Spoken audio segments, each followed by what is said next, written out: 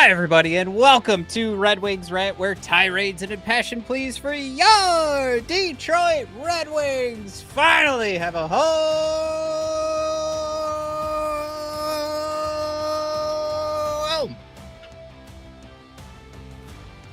Episode 360.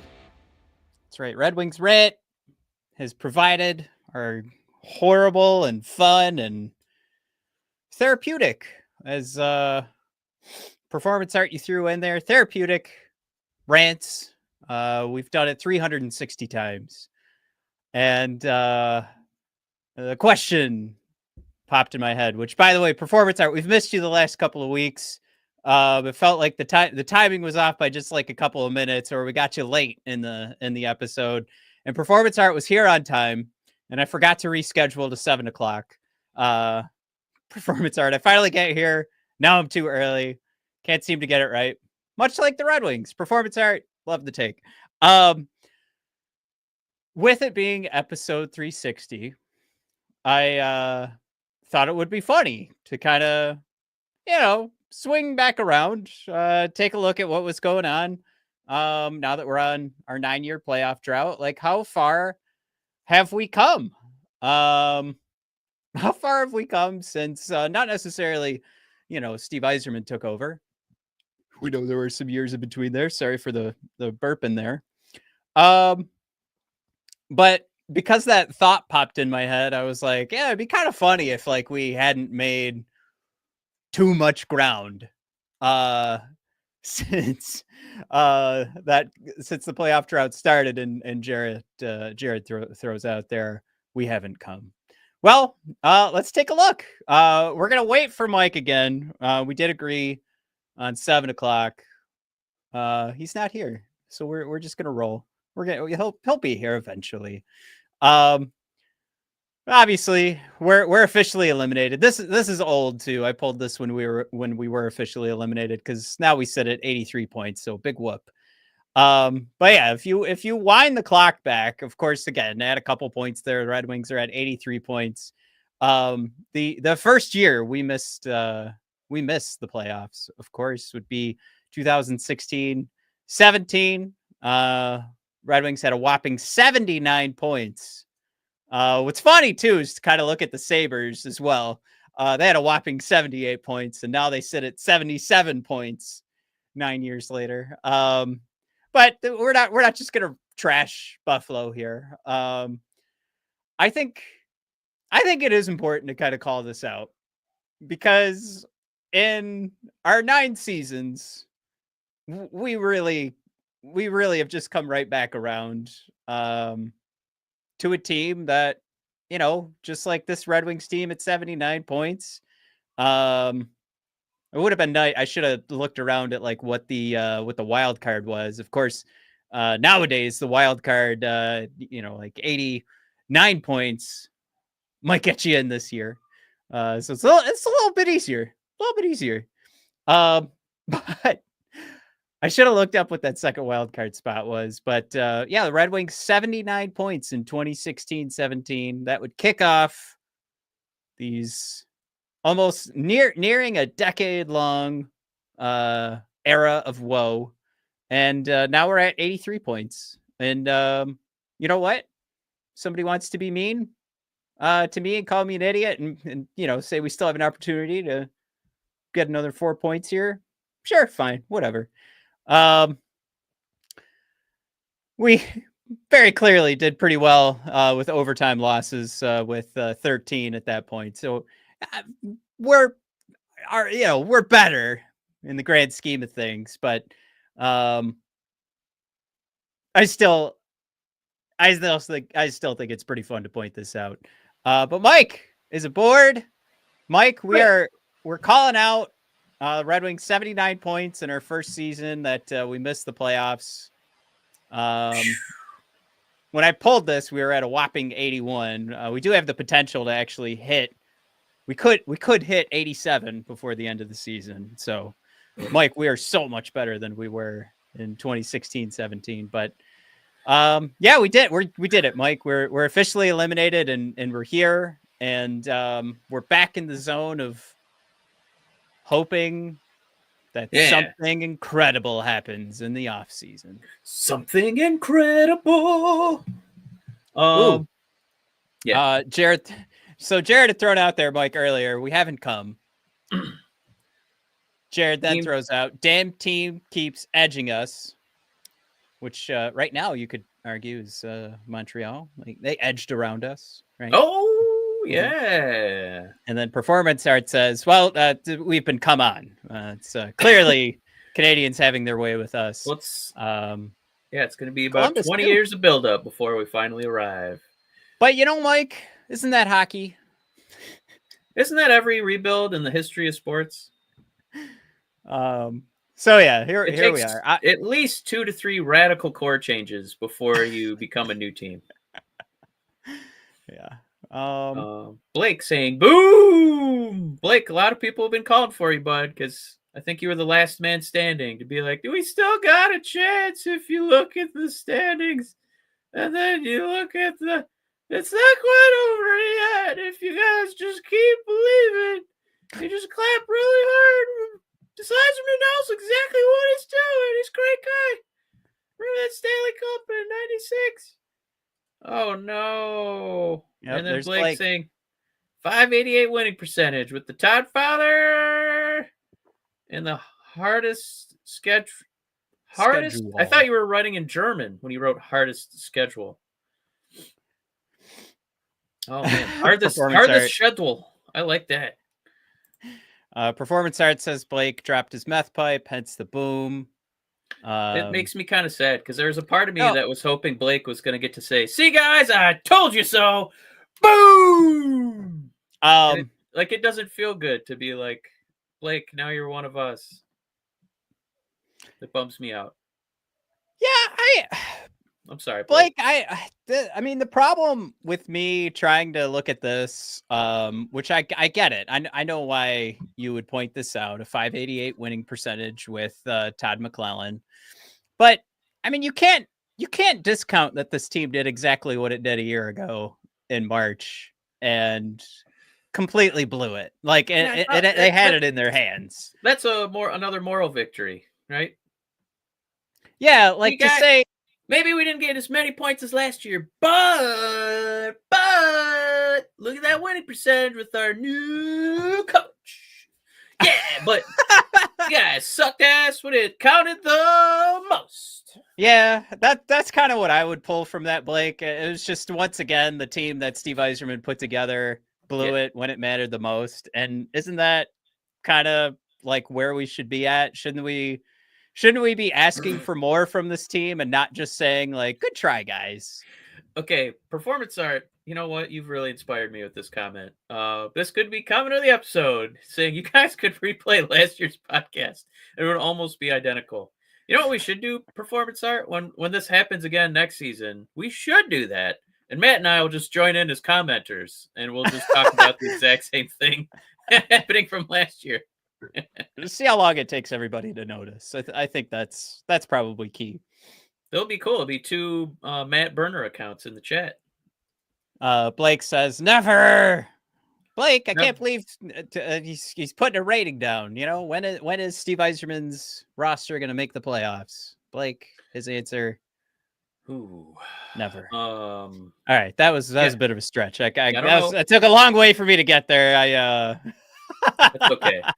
Yeah, I mean, I do want to point out that we are mere days away from the Pistons hosting the first Little Caesars Arena playoff game after they were the worst team in organized basketball last year. They lost 25 in a row. They couldn't beat anybody, and they had the biggest 1 year turnaround. God, I think there was still like 5 other teams that did it better, but all those teams picked up superstars, and we picked up Tobias Harris. All those other teams drafted like Hall of Famers, and the Pistons picked up Tobias Harris and Malik Beasley. 2 spare parts. Essentially, the Tarasenko and Justin Hall of free agency. Slightly more value, of course, but they made it work. I do think, like, to bring up the Pistons and even like the Tigers, who are off to a great start, like those stories actually like tell a tale of like, all right, maybe the Red Wings really could make an addition here and things start to turn our way. Blake points out the .588 winning percentage under Todd. Sure.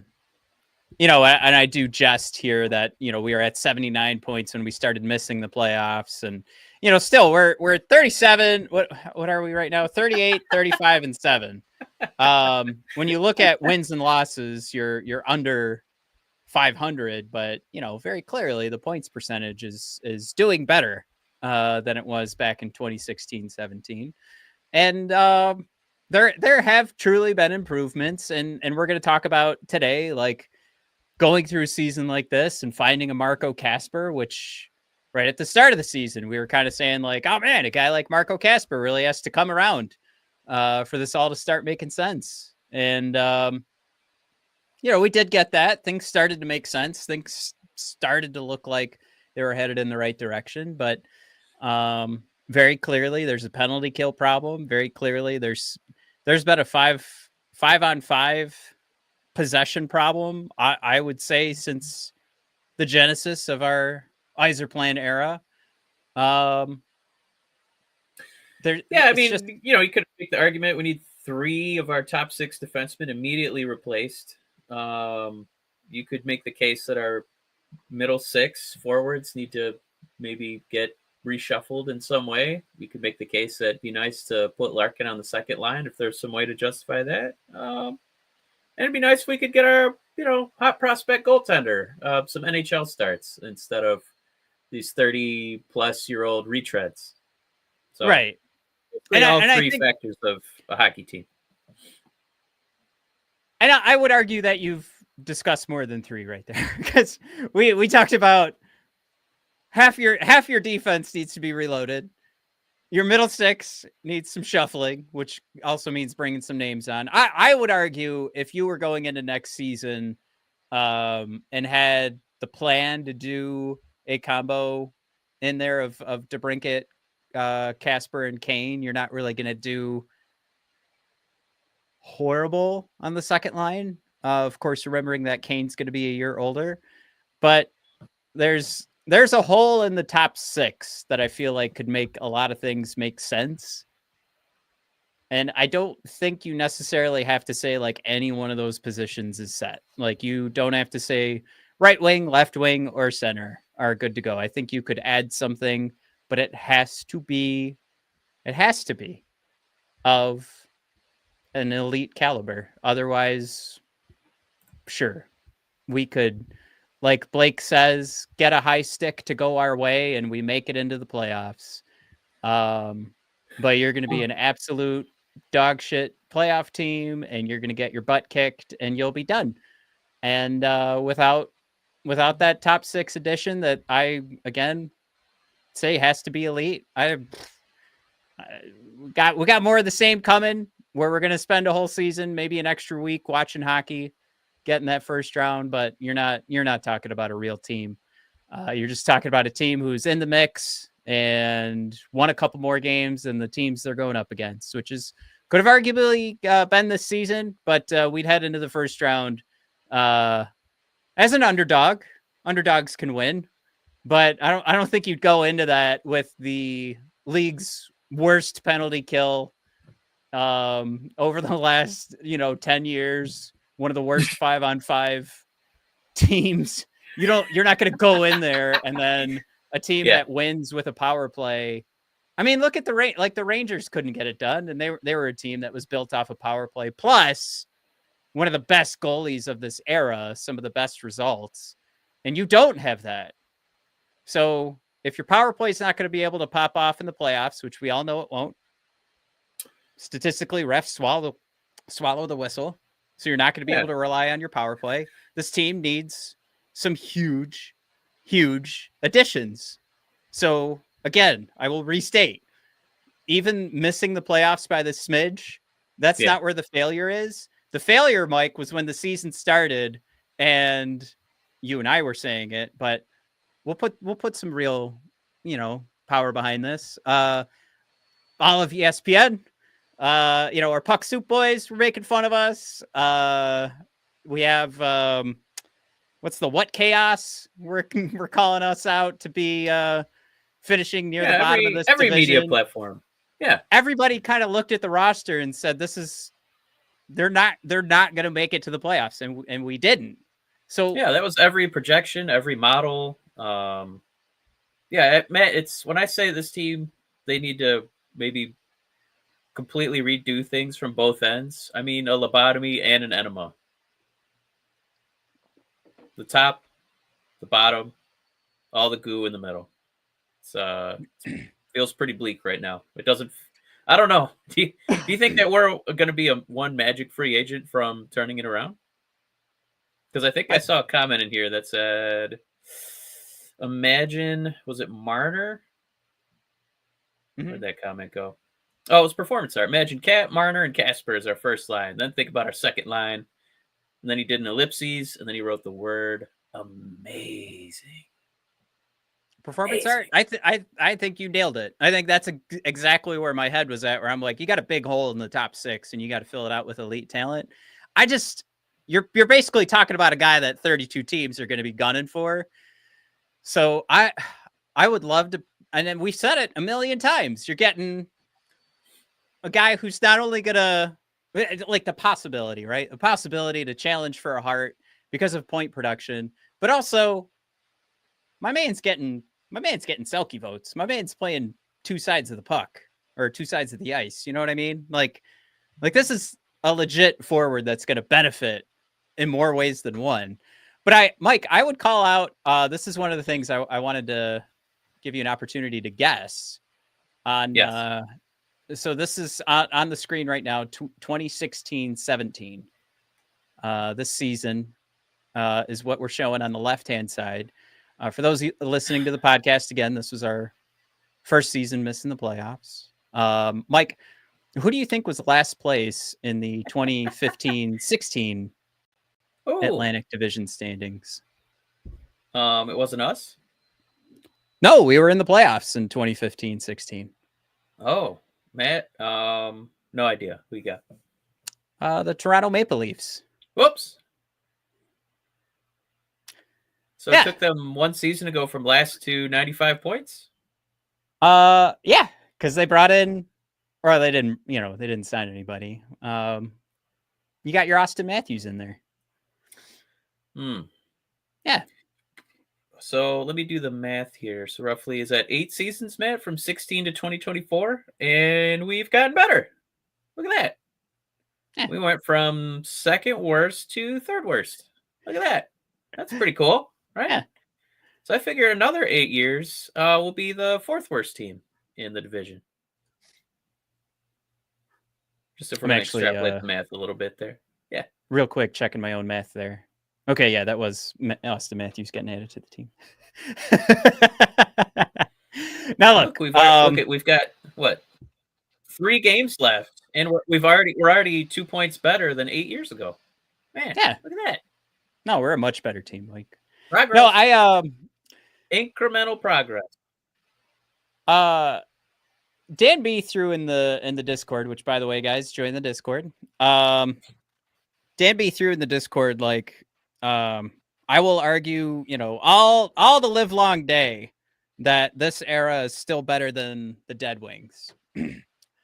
Mike, neither one of us were alive during the Dead Wings. I could tell you, Mike, in your first year of being alive, the Red Wings made it to the conference finals, which, according to Dan B's definition, was 1 year after the Dead Wings.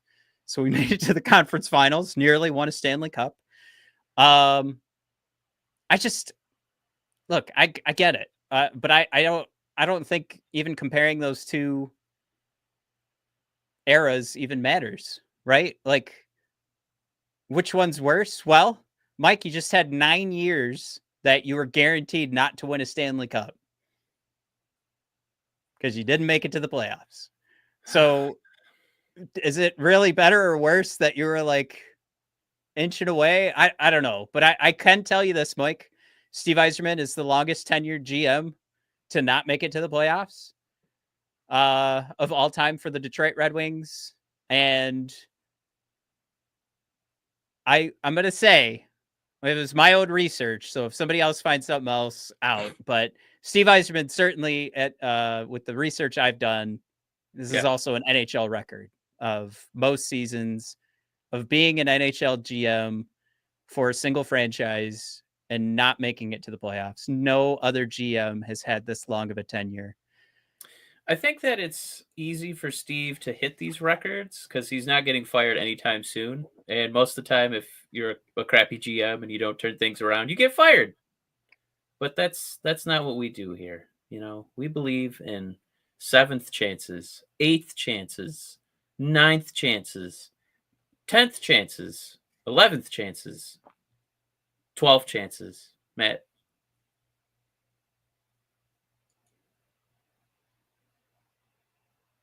Did I lose? 13th chances. Oh. There we go. I was really worried you're going to let me hang on that one.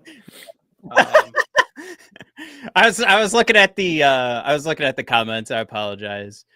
Performance Art says, what about Buffalo GMs? Yeah, they get fired. they don't make it this long. And don't forget, like, a Buffalo GM can stick around for a while, but they also, I mean, they make it to the playoffs. So these 14 years, though, what are we looking at? Right, because they're on 14 years. You've got Kevin Adams, who's going to be nipping at Steve's butt here. He's been GM since 2020. And then you've got Jason Bottarelli, 2016 to 2020. Or I'm sorry, 2017 to 2020. So it's just 3 seasons. And then Tim Murray, middle of 2014 to 2017. So yeah, through it all. Oh, I'm sorry. Wait, we got one more here that would have counted.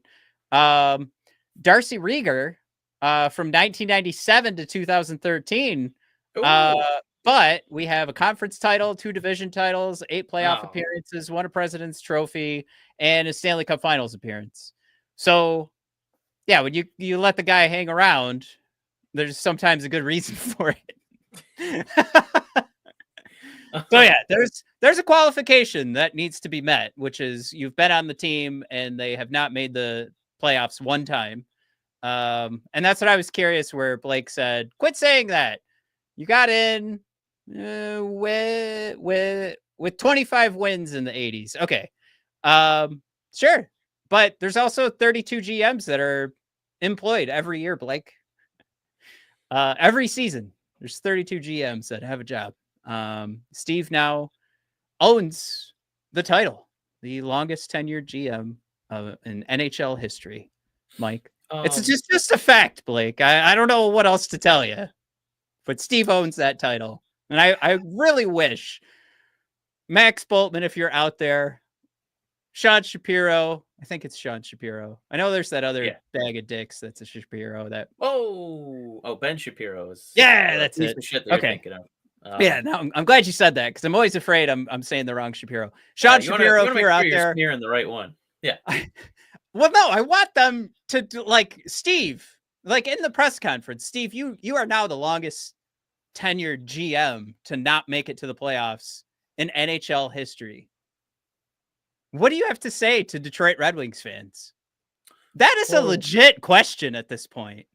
Yeah, I think it's real difficult to build an NHL team, NHL squad, or NHL icing of friends. So what we're going to do is we're going to get all the best players that we can and then tell them no thank you, and then we're going to bring in a bunch of 30-plus-year-old jabronis and give them nice retirement contracts for the Detroit Red Wings. Oh, wow. Mike, I think Steve has another podcast. Man, Burner, did I read this? Holy shit. There's another Wings podcast that was claiming Steve has never made a wrong move in his tenure, should not be questioned until at least year 10 of his regime. Wow. 10 years. Insufferable. Wow. Mike, literally, no, I mean, we're already at the point where no GM has gotten into this territory. Man. So there's Mike, there's Samwise LCA. You could get autographed jerseys. Did all those guys buy Justin Hall jerseys? This is incredible. Mike, we're at the point in Lord of the Rings where Samwise looks at Frodo and he says, "This is the farthest I've ever been from home." Mike, this is the longest any GM has ever lasted and not made it to the playoffs. And yet somehow there's a 10-year marker for measurement on GMs. That's insane to me. Matt, thanks for bringing Lord this of the up. Rings moment. I thought it was going to be when, Isildur had the ring and he could have ended this thing. Cast it into the fire! He said, no. Isildur, destroy it! And that could have been Yzerman's tenure. And instead we put the ring on and, we got 3 4-hour movies out of it. So prepare yourselves, boys, for 3 4-hour Yzerman director's cuts coming out. It's never going to end. Isildur, destroy Yzerman. Never. We're still at that point, right? Like I think you and I, Mike, I can't believe we're doing NHL draft simulators again. I know. I thought this would be fun. We did it. Ran my first tankathon simulator. Mike, we just landed the 12th pick. And can we say what is it going to take to turn this team around? Because I think if it's Gavrikov, if you could pull in somebody in your top pair and you could pull somebody into your top 6, I am so fucking done with these Andrew Kopp, JT Compher signings. I mean a legit top 6. And if you can't find him in free agency, God damn it, Steve, you better trade him. Trade away some prospects, trade away some draft picks. But if that can't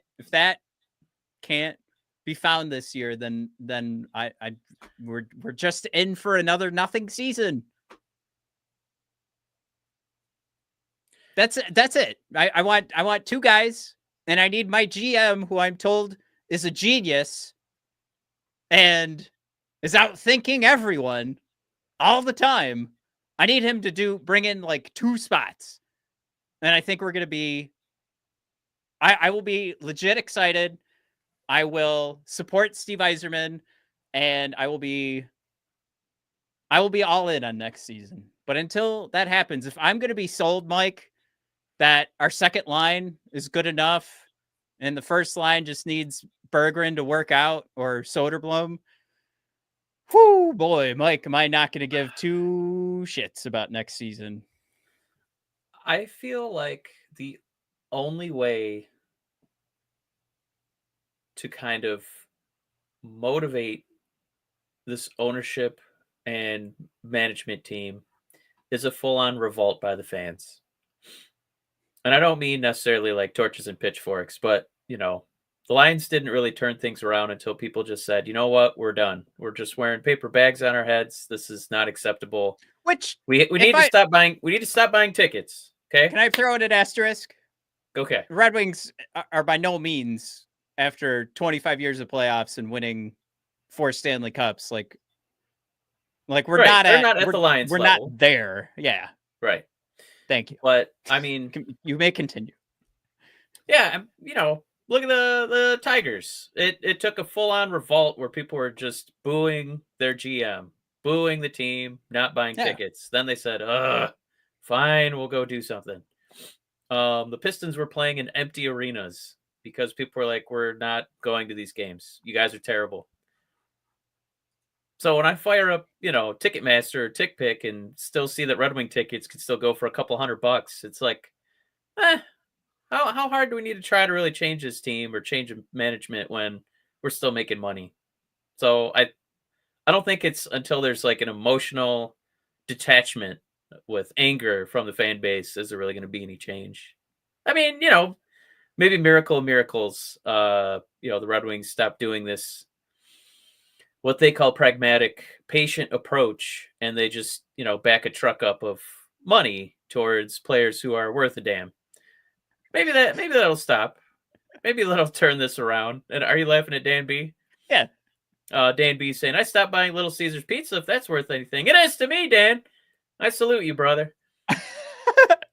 No, I liked Carmen threw out there too.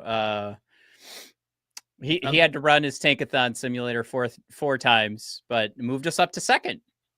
Mike, that might be a Michael Misa, the guy who launched teddy bears back into the stands on the teddy bear toss night. That's Mike. That's an entertaining fellow. I'm not gonna hate Michael Misa. But Mike, there is. I'm definitely not counting on that. I'm counting on us picking 14th. Yeah, I mean, that's where we'll be. And I will say this: we have a couple options here because I'm going to try and pull this up because generational talent is at the top of the 2026 prospect list. And Mike, they're calling it goal of the year. Mike, I'm gonna pull it up here. I'm gonna ask. Say, like, where do you rank Lucas Raymond in terms of wings? Like in the NHL, not Detroit Red Wings. Oh, do you think that he has the ceiling to be one of the best wings in hockey? That's a better question. Yeah. I have seen a guy who's taken this roster and think about his line partners at different times. Larkin for sure. I think we both like Larkin. I think we're both getting to that point where we're like, all right, maybe he wasn't the 1C we wanted. Yeah.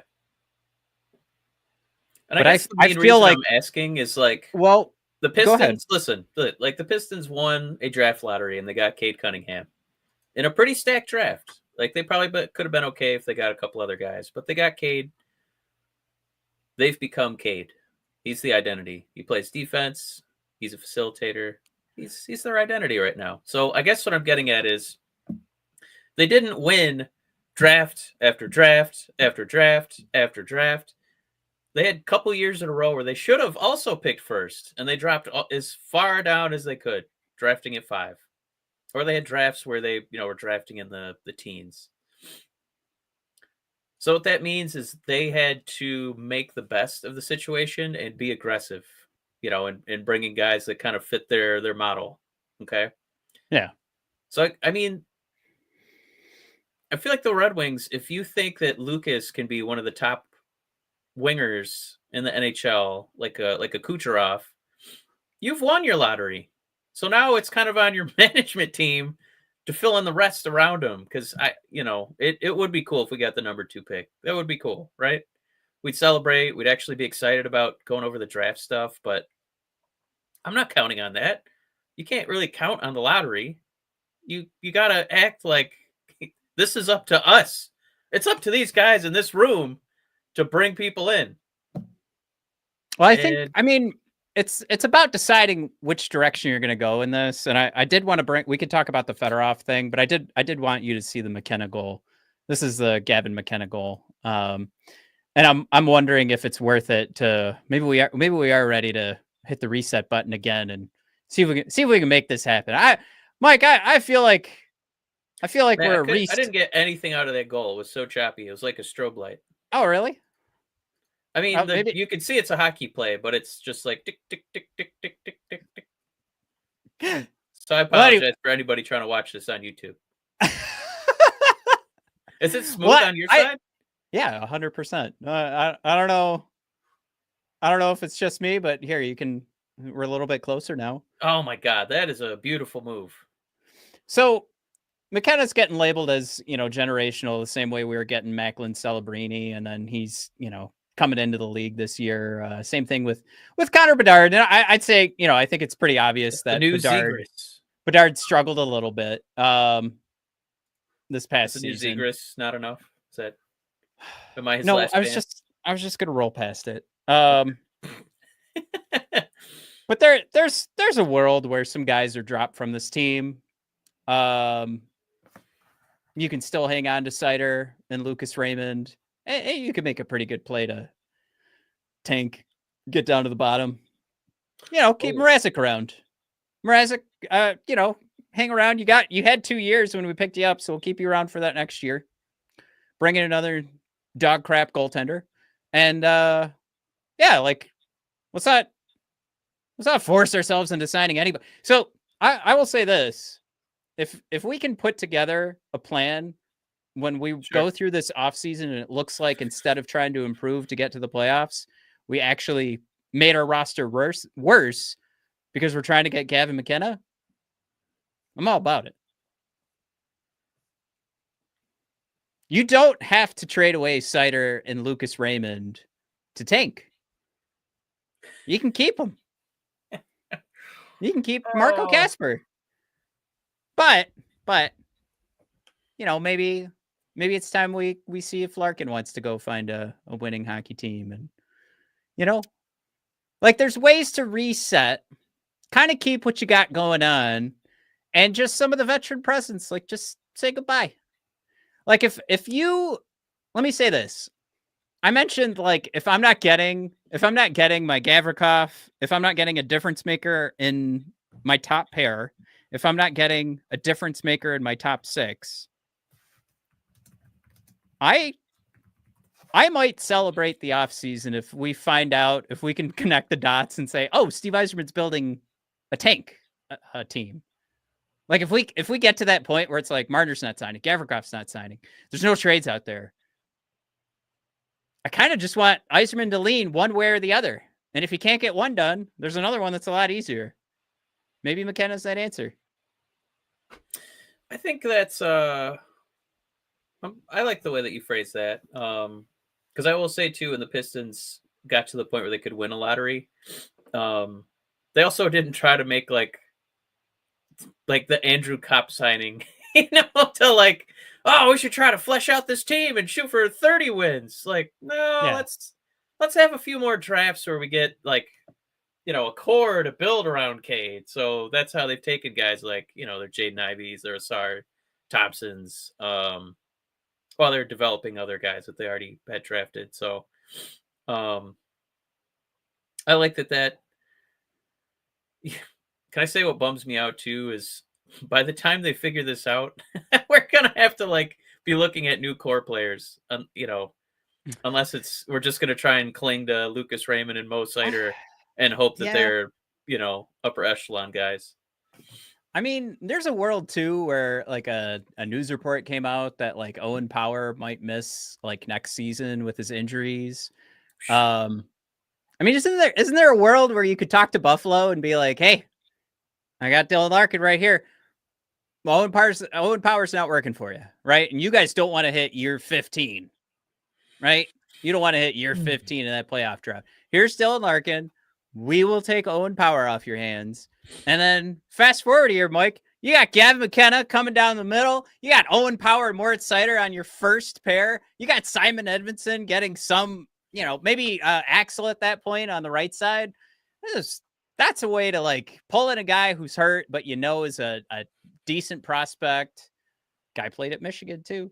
Can't wait to see those half Red Wing, half U of M jerseys.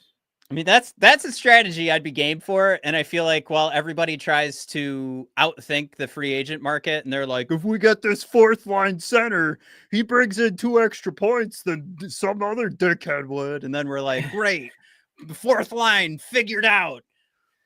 Or you could actually, we need some grit. Where's the grit on the fourth line? We used to have guys who fought on this team like McCarty. We used to have guys like McCarty, Cossa. That's how you want to Stanley Cup.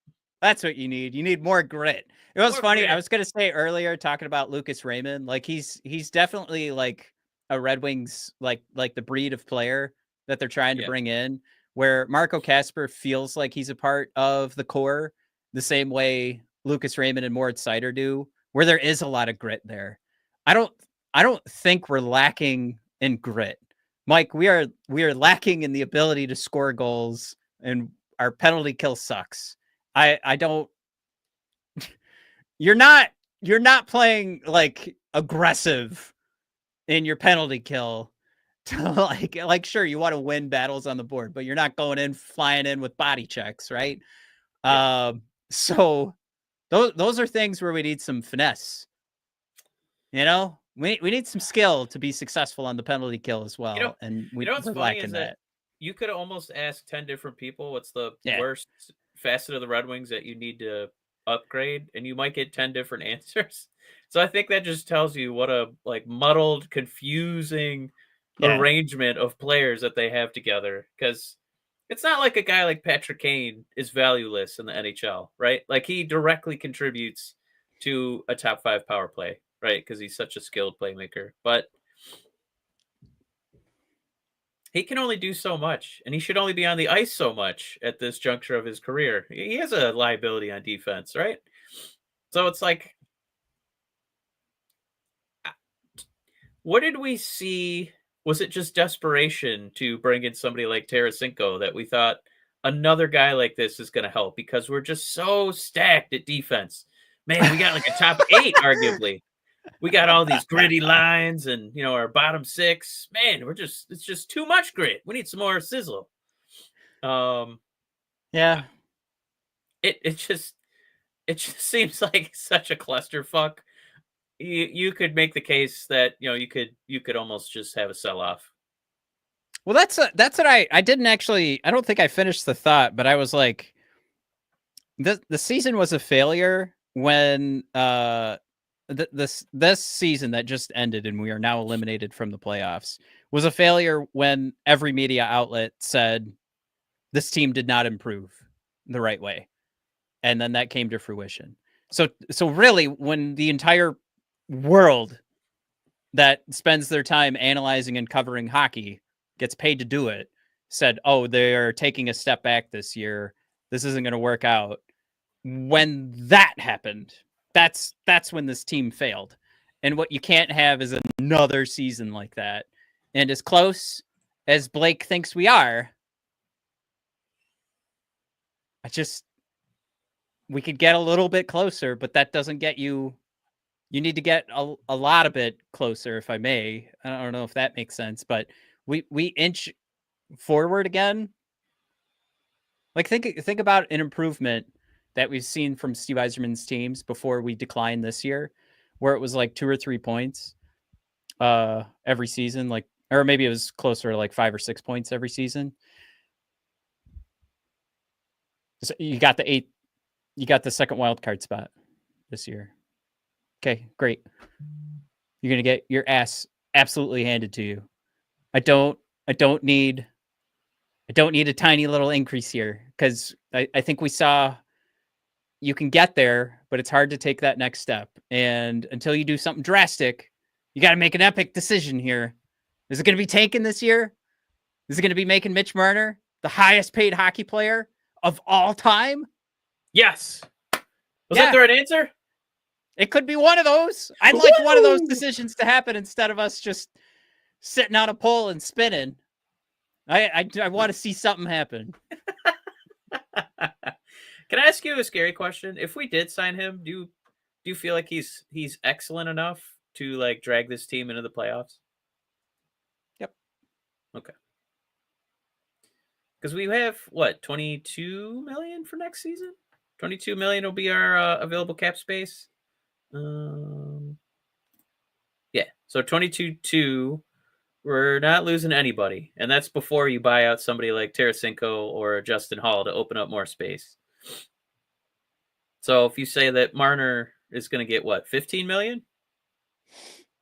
It's 14 or 15. I can't remember what the highest paid player is going to be. Okay. That still leaves 7 to hey, Patrick Kane, you get to play with Marner now. How do you feel about that? Or at least play with him sometimes. It sounds pretty cool to me. That's still 19 million, and he still can fill out the rest of the roster with, rookies and cheap guys. I feel like this is so the reason I'm bringing this up is I don't want to hear about pragmatism and being slow. If you think that this is real, Steve, hey, I got Raymond, I got Seiner, I got Cat, I got Larkin, I got Sherrod. I got my squad ready to roll. We're a piece away. Don't sit on that money. Don't waste it on 3 guys who cost $5 million who aren't very good, because we've already seen that doesn't work.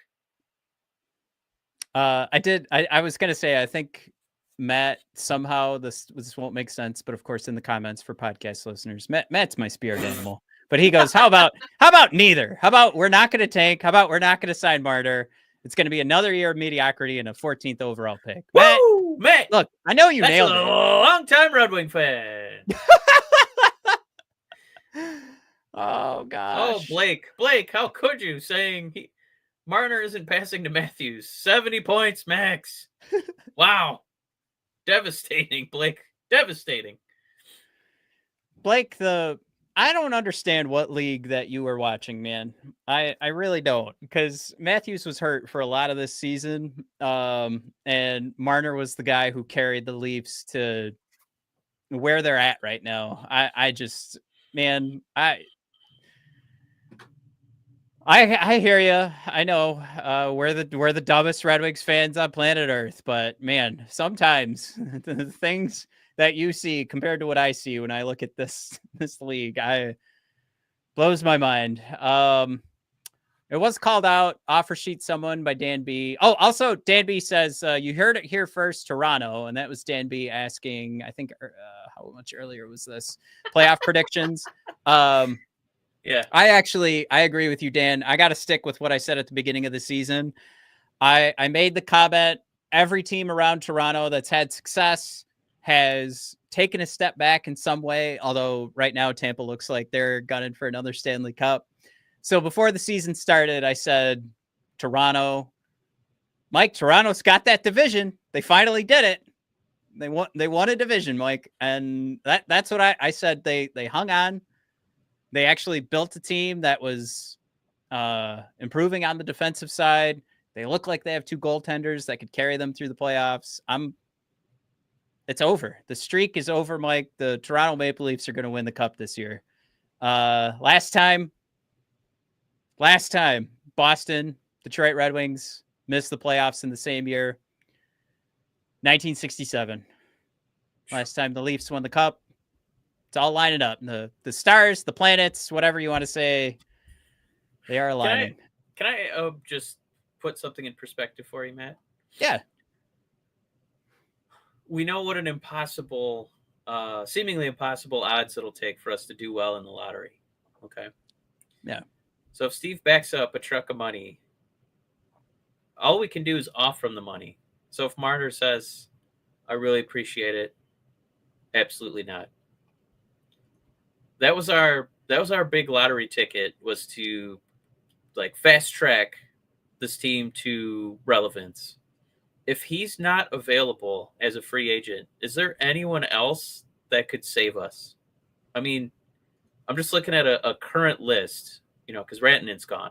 So you're looking at like Nikolai Ehlers. You're looking at like, I'm going to try and hold in my dinner. John Tavares, like you could definitely give him a long-term contract. He's right in our wheelhouse at age 34. Or Sam Bennett, Besser. Then it goes on defense. Ekblad. Maybe it's just a philosophical difference, right? Where we say, well, we're going to double down on defense. So then we'll have Edmundson, Sider, ASP, and Ekblad, which is a pretty sexy top four, to be honest. We'll figure out the forwards. Yeah, and then we're getting to like the Marchand and Brock Nelson, so that's about it. So Ekblad, Besser, I'm not even saying his name again. Sam Bennett, Tavares, or Ehlers. Is it Marner or bust to save the Red Wings? I'm going to throw Nikolai Ehlers in there because we've been calling him out for a few seasons. I like the fit. I think it's going to enhance the top six, but I do think that's a move where it's like you need something else. If that move is the type of thing that ensures like your top six isn't going to have to be forced to have Berggren or Soderblom in there, which obviously, guys, we love Soderblom. I really love Berggren. For most of the time, while there's been flashes, for most of the time, it's not working. It's just not.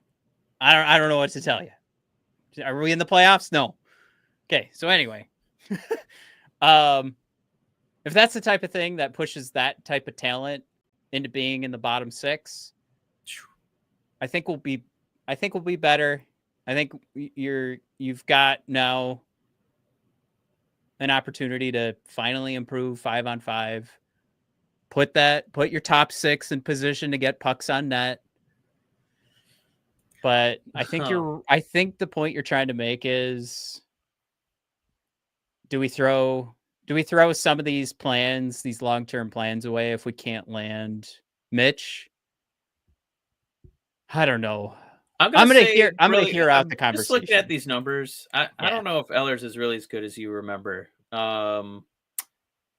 His best season, he had 64 points in his second year. Hey, he's almost there. His career high for goals in a season is 29 in his third year. And then outside of last season, he did play every game last season. This year he's at 69 games. And then outside of last season, 45, 62, 47, 71, 62. This has really given me some high-end Robbie Fabry vibes here. So it's a guy who's not on the ice very frequently. He's, a downgrade. It's not like he's, DeBrincat, who does have the 40 bomb to his career. I don't know if Matt, I really think it's Marner and Ekblad. That's about, if you miss on those two guys, then so. Yeah, I mean, when you propose it like that, like I immediately start to second guess myself, and I'm like, I don't know, maybe you're onto something here. Maybe it is like this has to be a huge splash, or just like, let's talk about moving some other guys. Because if we're at that point where we're ready to make a big move and we're going to have to listen to like excuses and press conferences where it's just like, hey, I can't force elite talent to sign here. Especially if like Marner's like, I'm going to the Panthers, man. I'm going to go win 5 or 6 Stanley Cups. Let's say that happens. Mike, yeah. I think you're absolutely in the world right now where you're like, all right, then I got to trade away some of these guys that are core pieces because they don't score when it matters. And we got to draft a superstar because superstars aren't signing here. I wanted to call out, do you remember the Sergei Fedorov quote? No. Which one? Came out last week. How do you assess, this is to Sergei Fedorov, how do you assess the state of the Detroit Red Wings? Remember this? I didn't hear that. Yeah. This was the Sergei Fedorov we all thought was going to come in as the new head coach. Fedorov, they seem stuck. They have a good coach. No strong goalie tandem. Not enough key players. It's a young team without veterans, and that makes the rebuild even harder. I don't see 3 or 4 strong mobile defensemen there. Steve is doing solid work through the draft, but it takes more than that. Their last right shooting forward left for a bigger contract. That didn't help either. I really love that quote because Sergei's like, hey, that's fine. You want to tell us that you're going to build through the draft, but you're paid to be a general manager, man. There's way more to it than just saying draft. You got to get the other parts right. And I love that Sergei's calling him out like, hey, those other parts, they're not working. So if you're not working, are you doing a good job? I still, till the cows come home, if you're going to build through the draft, you're not going to build through the draft with picks 10 through 15. So that strategy has really got me scratching my head. I did see that once again, there's some pushback on Pettersson. I think you guys are kind of bananas if you're pushing back on that. I mean, you've seen, you have the example on our team. Like we have DeBrincat, who had the 40 bomb with Kane, and then he got moved around a little bit, and he hated it, and he played like he hated it. Pettersson happy is 39 goals, 102 points. Your number 1 center. He's so good he makes Larkin your number 2 center. I didn't know I needed much more than that. The only thing that would really make me pause is, if they want Axel. But if they don't want Axel and they don't want like both of our goalie prospects, dude, heaven and earth for that guy. Whatever you want. You guys are nuts. Yeah, I mean, Pettersson's got to get out of Vancouver too. Like you want to talk about? He's got DeBrincatitis. He hates it there. Yeah, change of scenery. I mean, the shooting percentage Mike, was still at 13.8, and this is his worst season. And I will say for Steve Yzerman, he would be more enticed by Marner because he doesn't have to trade prospects. But if you lose out on Marner and you think maybe I can make this core work, Pettersson, that's a pretty exciting way to reset the timeline and make this year, like next year, 2025, 2026, mean something. That is a playoff team. That is a playoff team. I don't even care. You can have Sherratt and Petrie. That is still a playoff team. Larkin as your second line center. That is a playoff team. That is our dream. Yeah. I mean, I don't disagree with Matt very often, but he says I wouldn't trade Danielson for Pettersson 1-for-1. Man, I'd throw in Danielson, first-round picks for the next couple years. You want that kid out of Michigan State? You can have him. You want Carter Mazer? You can have him. See ya. Yep. I don't know. It's you've got a proven track record that you're dealing with as opposed to a prospect. And I think it's very clear that it's situational. That's bogging Pettersson down. The number I was going to throw out there, like his shooting percentage is at 13.8%. Yeah. Mike, he's got half the shots he threw at the net a year ago. Like a third of the shots he put on net 2 seasons ago. I mean, certainly he's been injured too. He's missed games, but you don't have that low of a shots, like that drop off of like what would be a shots per game drop off. Like that's clearly like either one, you could say like your team's not holding on to the puck, or two, clearly this is affecting him mentally where he's not even throwing the puck at the net. Like confidence is shot with this team and he's got to go. Yeah, I mean, before this season, when you could see Vancouver, their ecosystem, there's poison in the water. It was back to back, 82 games, 80 games, 80 games, 89 points, 102 points, 68 points. I mean, leads the Red Wings.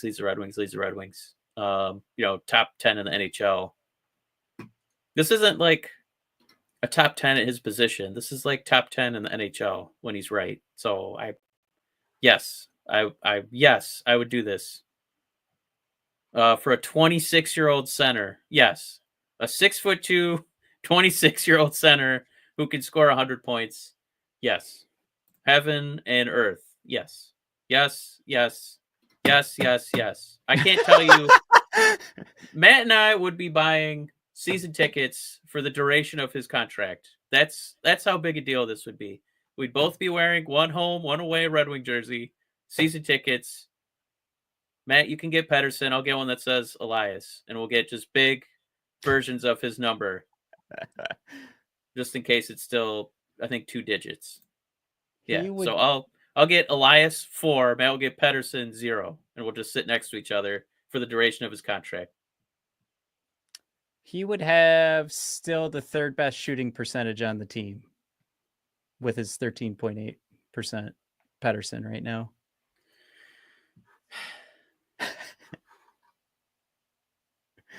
Yeah, it's weird. I don't. I mean, we had other things to talk about. The Red Wings game clearly started. We're at an hour here. I had slides for Marco Kasper being legit. We're going to talk about the PK is like a scapegoat. I really like that part of Max Bultman's article this week. I think that is super true. Like it's one thing to say like even if you improved the penalty kill, your team still is just squeaking into the playoffs kind of thing. And then he goes into being aggressive this summer. But we also got great coverage in Grand Rapids this week. Anton Johansson has a good showing. Emmitt Finnie is impressing. Amadeus Lombardi coming in hot. Like these were all fun things we wanted to talk about today, but Steve Yzerman put us in such a crappy mood. We're skipping it all. A couple things too, like they were calling out Nate Danielson. This is Shapiro and Max Bultman both went to the same Griffins game. Not impressed. Neither one of them. They're kind of looking at Nate Danielson right now, like crossing their fingers, like, well, hopefully the offense pops off in the playoffs. Otherwise, you've got, Andrew Kopp's contract runs out. You got a replacement, huh? And Cossa wasn't doing so great, but we do get to see on Friday, Mike. I think Friday, maybe tonight. I don't know. But Axel and Brandsegg-Nygård are in town in Grand Rapids, so be fun to see where that goes. Quick recap there, what happened in Grand Rapids. I mean, things are going okay down there. Kind of want to see what Axel looks like, but it's just honestly, it's almost frustrating that I have to be reminded that we're moving so slow with our prospects, that this probably could have been a fun last couple of games to watch to bring Axel onto the team. And instead, no, Grand Rapids. So, yeah. Somebody also called out in all of this, Rudy Guimond is definitely making Trey Augustine tradable. He just committed to Yale in the Q, 940 save percentage with a 1.73 goals against. In the USHL for the Cedar Rapids Rough Riders, didn't do so great, but he clearly improved this year, and Yale is going to be counting on him to carry their school into maybe the Frozen Four.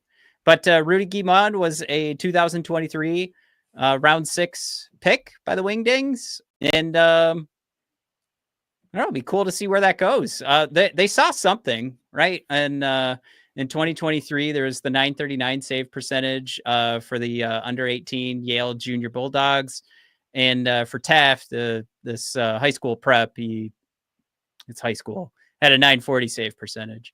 I think it's interesting that we drafted him after that, high school and U18 Yale Junior Bulldogs, but something turned around when he started playing in the Q. So, real quick, we have confirmation. Looks like Friday is the big day for Axel. Oh, thanks, Jared. So yeah, we got to find some way to stream that illegally, because that's it's must-see TV. For sure. All right, guys, we'll let you get back to the Wings game.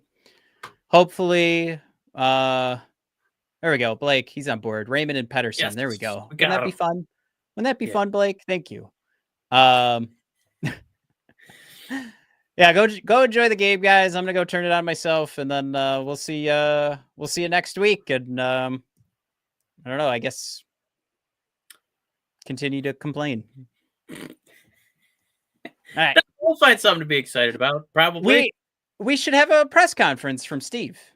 We'll talk about Axel too. Yeah. I'm pretty excited about that. Love you guys. We'll see you. Goodbye.